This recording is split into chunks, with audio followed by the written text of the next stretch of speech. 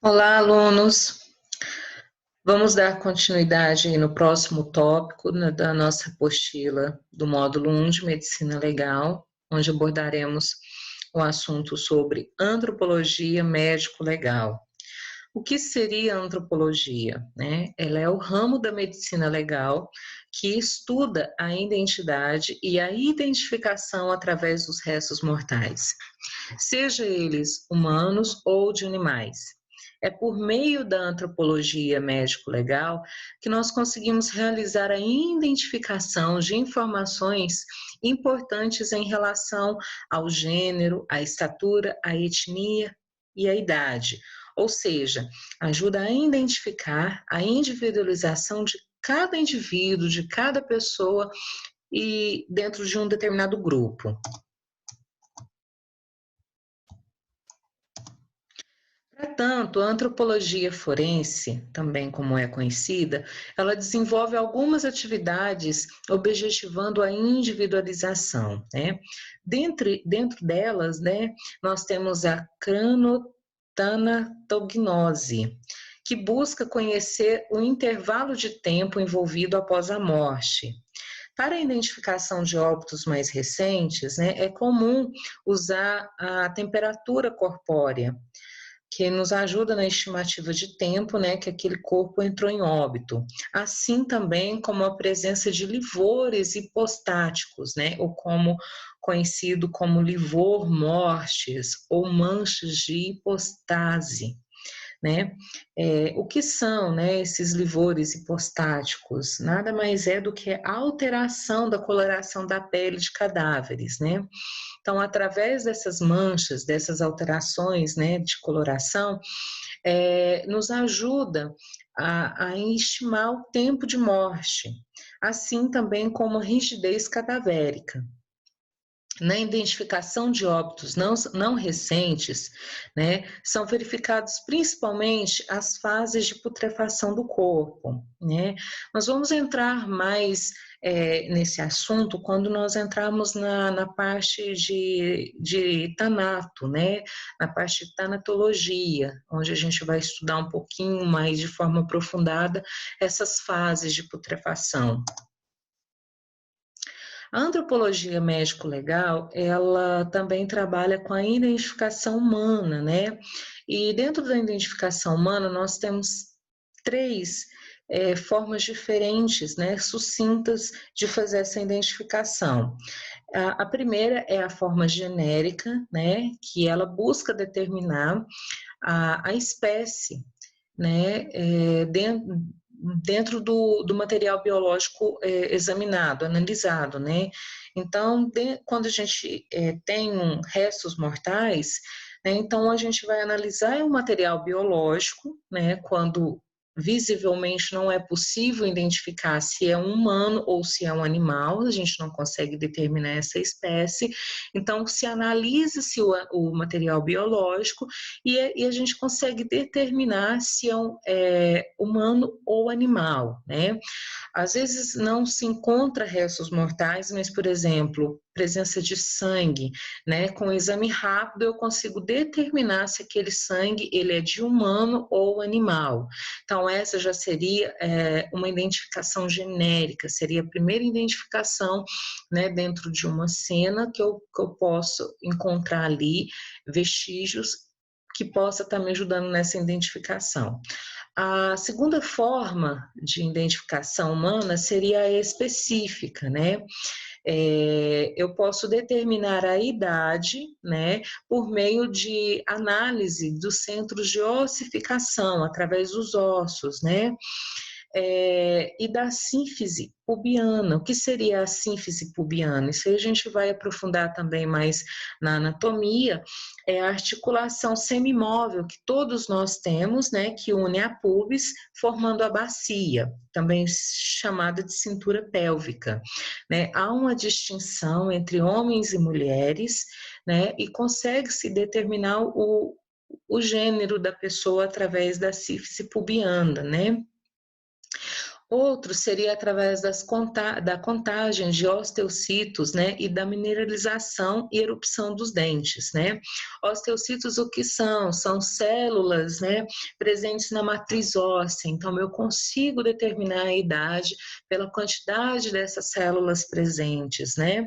A partir da puberdade, por meio da morfologia óssea da pelve e do crânio, eu consigo estabelecer o gênero do indivíduo, né, a estatura por meio da medida dos ossos e a etnia por meio das medidas antropométricas, né? Essas medidas é o estudo das medidas e dimensões das diversas partes do corpo, ainda que haja a miscigenação, né? Eu ainda consigo determinar através da dimensão, né, da morfologia, né, da forma dos ossos e do crânio, eu consigo determinar a etnia e gênero, né, dos restos mortais que eu encontro, né, que possam ser analisados aí. Também a identificação individual, né? Essa forma de identificação, ela busca determinar a identidade do cadáver por meio da comparação de dados de provável indivíduo com os da ossada, né? Nessa verificação, né, a gente consegue, através da antropologia, né, por meio de pesquisas específicas envolvendo conhecimentos científicos, reconhecer a identidade antropológica, né, por meio da antropometria, né, e a identidade civil através das informações peculiares, né, e que são imutáveis, que caracterizam cada indivíduo, como, por exemplo, a arcada dentária, o DNA, a íris e a papiloscopia, né? Então, a identificação individual, né, eu uso tanto a apometria, né, que são os recursos antropológicos aí que a gente disse anteriormente, né, que é o estudo de ossos, né, da sífise pubiana, né, para identificar o gênero, né, as características humanas, né, e eu uso a identidade civil, né, que são informações, né, as digitais, o DNA, a arcada dentária, para fazer uma identificação individual, né, daquela pessoa, daquele cadáver, daqueles restos mortais ali. Identidade e identificação. A identidade relaciona-se às características físicas, psíquicas e funcionais, né, que individualiza os indivíduos. Essas características intrínsecas podem ser originárias do ser humano ou adquiridas com o tempo, né? Existem determinadas características que nós já nascemos com ela, né? Que são as nossas características físicas, né? Cor do cabelo, né? Cor dos olhos, né? Algumas características que vão continuar conosco até o fim das nossas vidas. Temos as características psíquicas, né, e funcionais, que vão de acordo com o meio ambiente que a gente vive, né, o meio que a gente vive, né, a relação à socialização, né, o meio social que a gente vive, enfim, são características que nós vamos adquirindo com o tempo, né? E conforme as experiências ali que a gente vai experienciando ao longo da vida, né? Os tipos de identidade, elas também podem apresentar como sendo subjetivos e objetivos, né? O tipo objetivo é aquela identidade fornecida pelos caráteres físicos, funcionais e psicológicos, né, como nós já dissemos.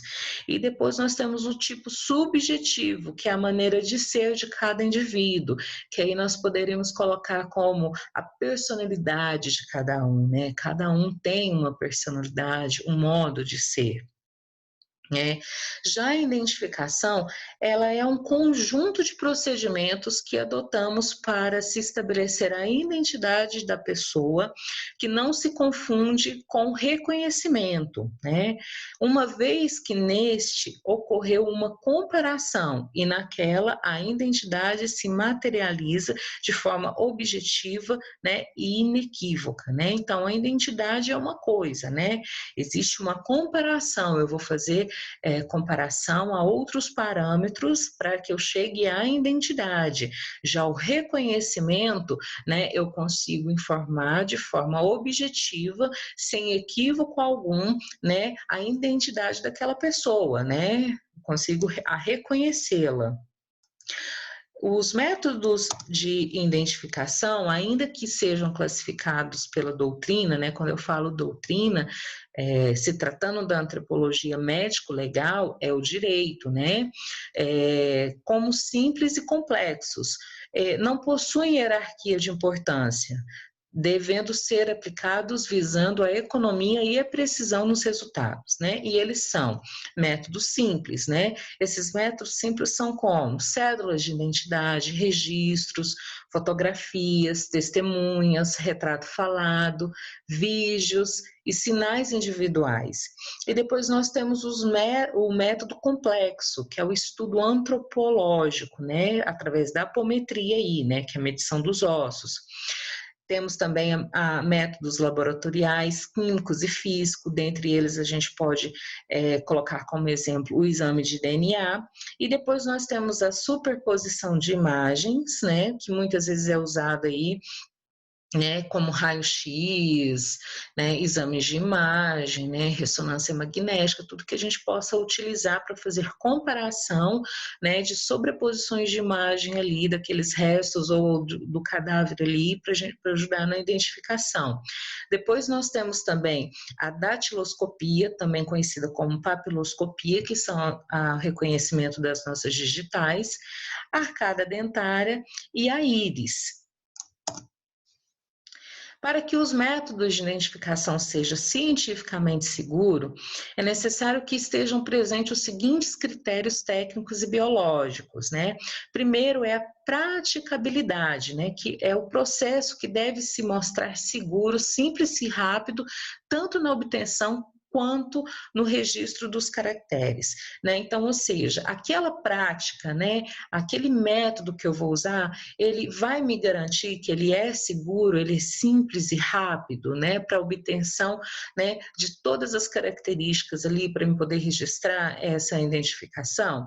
Depois é a classificabilidade, né? Os métodos de arquivamento das informações devem possuir sistematização que permita a comparação rápida e precisa, né?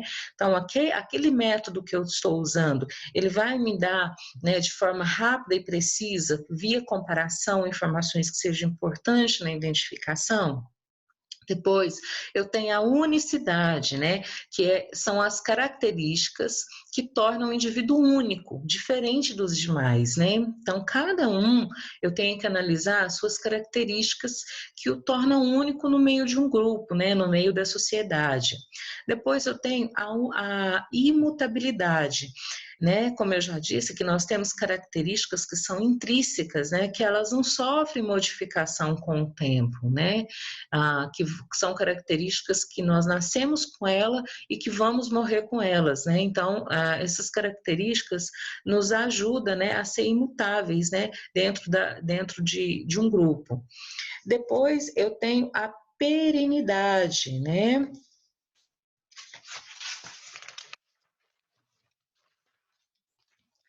Que são as características, né, que permanecem com o indivíduo durante toda a vida, né, que também se confunde um pouquinho com a imutabilidade, né, elas são perenes, ela não vai alterar, né, então, são todos esses critérios que eu tenho que usar na minha identificação, seja ele tanto na minha identificação, né, que eu uso técnicas, quanto o biológico. O que seria a identificação médico-legal, né? A identificação médico-legal é aquela que necessita de conhecimentos médicos para ser executada, né? Sendo realizada em função de espécie, né? Através da espécie eu consigo a distinção entre seres humanos e animais. Essa distinção ela pode ser obtida pela análise óssea, como nós já falamos, né? E pelo material sanguíneo também, né? Se a gente verifica se o material sanguíneo é humano ou não. Depois nós temos a distinção entre grupos étnicos, né? Nós temos aí, né, principalmente no Brasil, né, que a gente tem uma variabilidade muito grande aí de etnias, né? Nós temos caucasianos, os mongólicos, negroides, indiano, né, e os astraloide. Então, assim, é uma gama muito grande de etnias, principalmente aqui no Brasil, né? Mas mesmo ocorrendo essa miscigenação, a gente consegue sim identificar as raças, né? Por meio da apometria, antropometria, né? Que nos ajuda. E por meio dessas características, né? Como a forma e medida do crânio e dimensão da face, índices cefálicos, envergadura da tíbia, né, que é o tíbio femoral, índice do rádio humeral, capacidade do crânio, o ângulo, cor da pele, tipo de cabelo, entre outros, em cada etnia, isso é de uma forma distinta, né? Cada etnia traz, né, essas dimensões, essas medidas, né, essa capacidade de forma diferente. Então, é através disso que eu consigo identificar, né, os grupos étnicos que possível ossada, restos mortais ou cadáver pertence, né? Depois nós temos o gênero, né? A determinação do gênero em cadáveres em putrefação, às vezes é muito difícil, né? Contudo, o útero e a próstata são órgãos resistentes e demoram a se decompor, facilitando o trabalho dos peritos médicos aí, né? Então, eu consigo, mas nós também existe os casos, né, em que o corpo já se encontra em estado bastante avançado de decomposição, né? E só sobra a ossada, né? Principalmente o crânio, tórax, mandíbula e pelve, eles podem ser usados, né? Para poder se determinar o gênero. Também pode ser usada a análise dos dentes, né? Caso necessário, pode recorrer, né, ao exame genérico forense, que é a investigação da cromatina ou chamado corpúsculo de Barr, né? É um exame que a gente faz, né? Um exame genético laboratorial, né? Onde que a gente aplica nas células, né, sanguíneas ali, né, a cromatina, a gente identifica, né, a cromatina, né, e a gente, através desse corante, a gente consegue fazer a distinção entre a presença da cromatina feminina e da cromatina masculina, né? Quando a gente aplica esse corante, a cromatina a feminina fica com uma coloração diferente, né?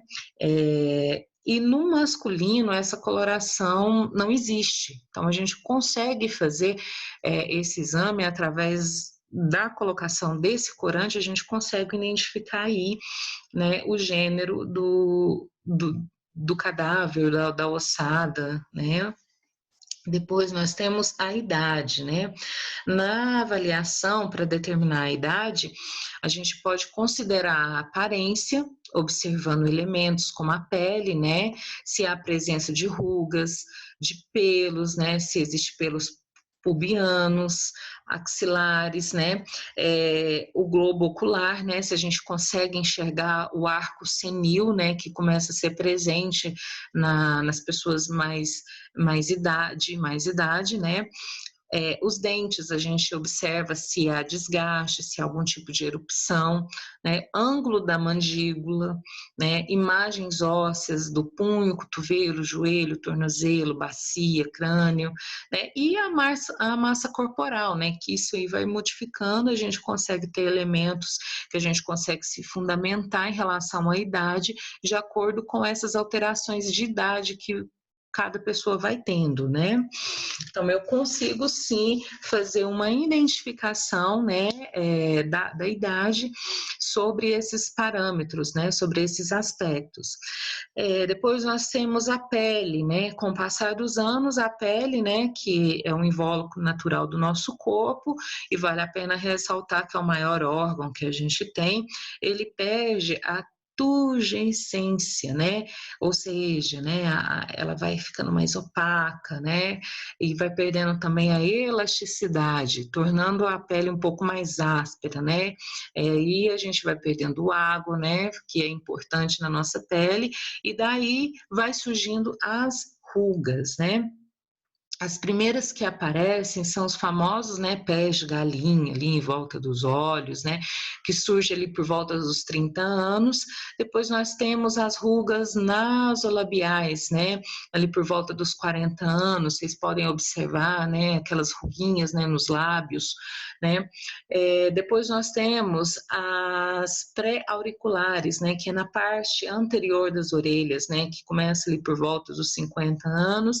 E finalmente, né, após os 60 anos, a pele fica mais enrugada, né? A pessoa vai adquirindo mais rugas, né? Mas a pele não é um elemento muito fidedigno, né? Uma vez que o envelhecimento da pele guarda muito questões sobre a relação de condição de vida, né? Pessoas mal alimentadas, que se põem à radiação solar, em geral, elas envelhecem mais precocemente, né, mais rapidamente, né, e principalmente se tiverem a pele mais clara, né, porque a melanina, né, que é abundante na pele negra, ela protege contra as radiações solares, e dessa forma, se há uma demora, né, no envelhecimento dessa pele. Então, ela pode ajudar, mas a gente tem que ter cuidado nessa análise aí, porque muitos fatores durante a vida da pessoa pode alterar essa identificação aí através da pele. Depois nós temos a dentição, né? Como determinante da idade, é bem mais precisa do que os fenômenos pubertários, né? Temos duas dentições, né, ao longo da nossa vida. A caduca, né, que é os nossos dentinhos de leite aí, que são quando a gente é bebê, que a gente tem nossos primeiros dentinhos aí. E depois nós temos a permanente, né? A primeira, ela se inicia por volta dos 6 meses de idade, né? E, e se completa por volta dos 5, 6 anos, né? Quando a criança tem os seus 20 dentes de leite. Depois essa dentição vira-se permanente, ela é iniciada por volta dos 6 anos ali, né? Possui 32 dentes e se completa por volta dos 21 anos de idade, né? Na prática, se avalia a idade pela dentição a partir da contagem dos dentes presentes na carga dentária, né? Tanto a superior quanto a inferior.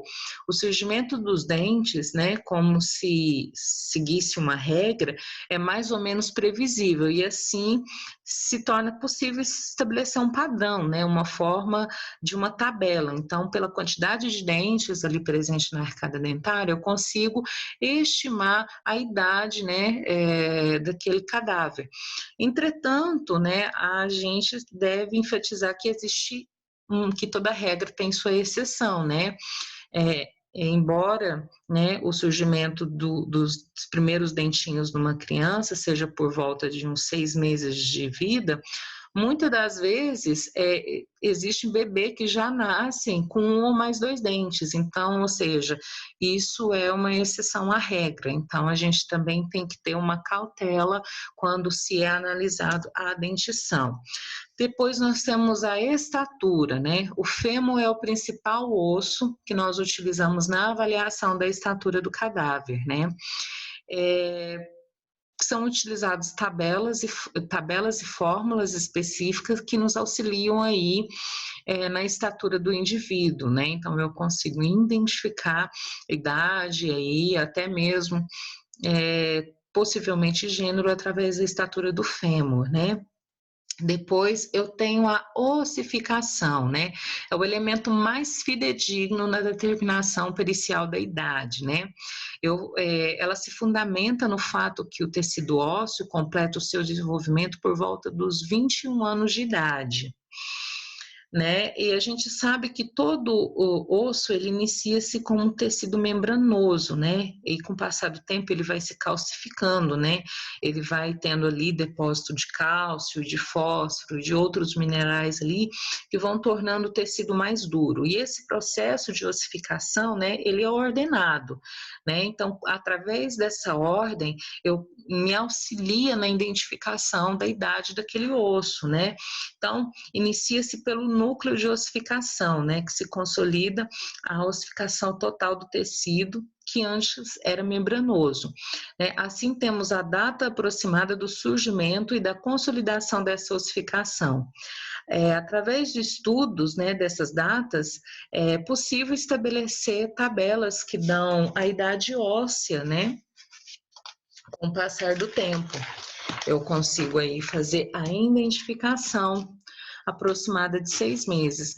Na prática, o que se faz é solicitar o exame radiológico do punho direito, né, com a determinação da idade óssea, né? Quem já ouviu falar naquele exame de densitometria óssea, né?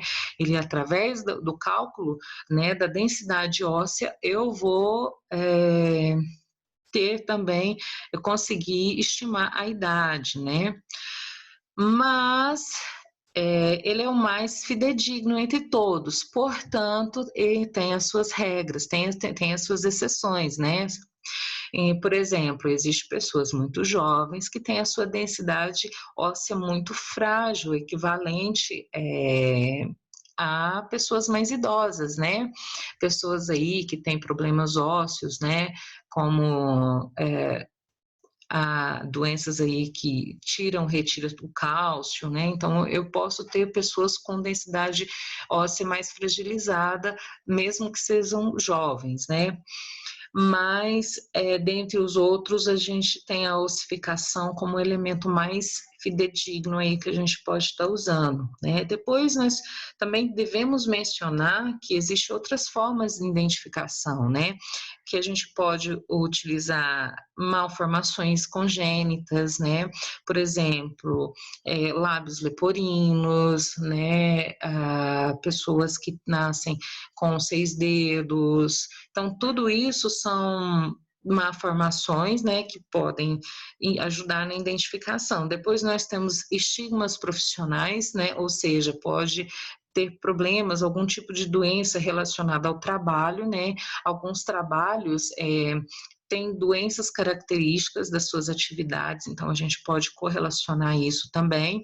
Cicatrizes, tatuagens, comparação de dados odontológicos, íris, biometria, análise de DNA, análise da abóbada palatina, né, e as identificações médicos legais funcionais e psíquicas, né, movimento, escrita, função sensorial e voz, isso quando a pessoa está viva, né, porque, por exemplo, pode acontecer de uma pessoa que tem um problema mental ficar perdida, não saber o seu nome, nada, então a gente às vezes consegue identificar através, né, da escrita, das funções sensoriais aí, voz, a gente consegue ajudar nessa identificação.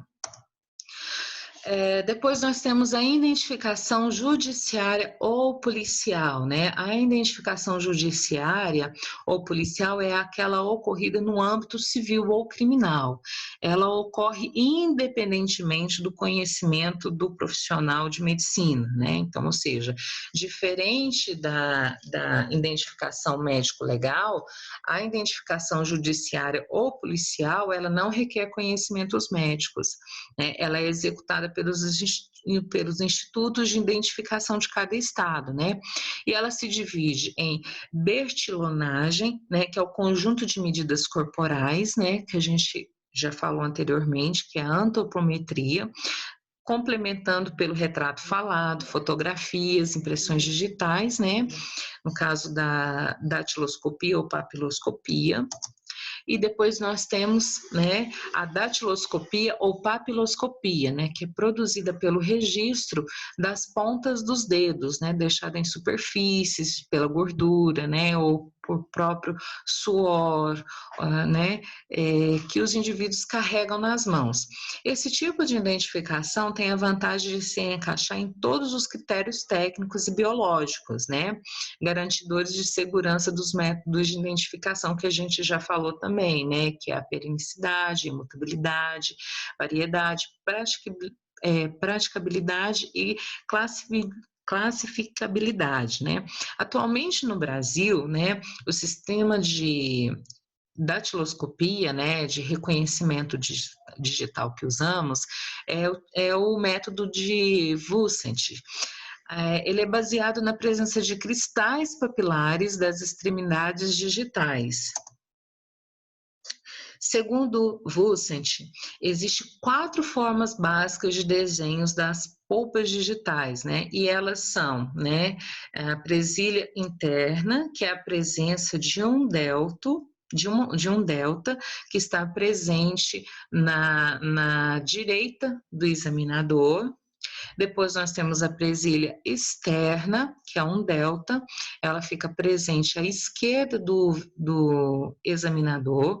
Depois nós temos o verticilo, que é a presença de 2 deltas, um à direita e um à esquerda do examinador. E depois, por último, nós temos o arco, né? As linhas que atravessam o campo digital, né? E apresentam formas, né? Mais ou menos paralelas. Não há formações em delta, né? Só a presença de um arco. Nós temos aí as figuras que podem estar representando, né? E nós temos formas mistas aí de digitais, mas nós vamos adentrar muito dentro dessa tipo de identificação, porque não é vocês, né, que fazem. Vocês podem colher as digitais, mas a análise é feita no Instituto, né, de Identificação. Bem, por enquanto nós terminamos a nossa aula de primeiro módulo, né?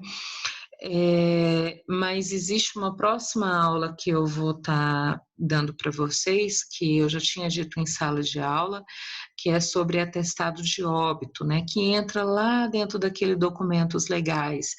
Então, como é o documento que vocês mais vão utilizar, eu vou fazer uma aula que a gente só vai abordar conceitos mais específicos do atestado de óbito, como ele é feito, como ele é preenchido, né, como é feito, como é processado esse documento. Então, essa aula não está, né, na apostila, mas eu vou enviar material para vocês, mas quero que vocês estudem esse material aí, né, que está presente na apostila de vocês, tá? E desejo bom estudo para vocês e até a nossa próxima aula.